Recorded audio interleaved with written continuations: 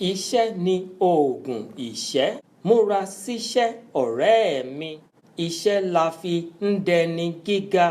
Bí a kò bá rẹ́ni fẹ̀yìntì, bí ọ̀lẹ làá rí. Bí a kò bá rẹ́ni gbẹ́kẹ̀lé, atẹramọ́ṣẹ́ ẹni. Ìyá rẹ lè lówó lọ́wọ́.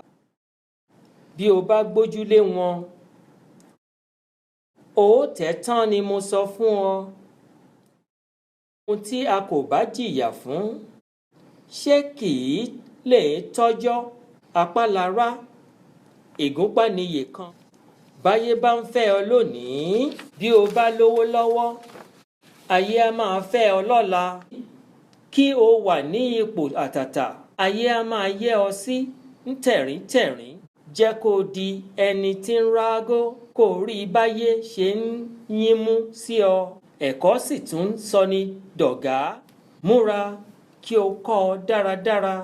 Ìyà ń bọ̀ fọ́mọ tí kò gbọ́, kú ń bẹ fọ́mọ tí ń sá kiri.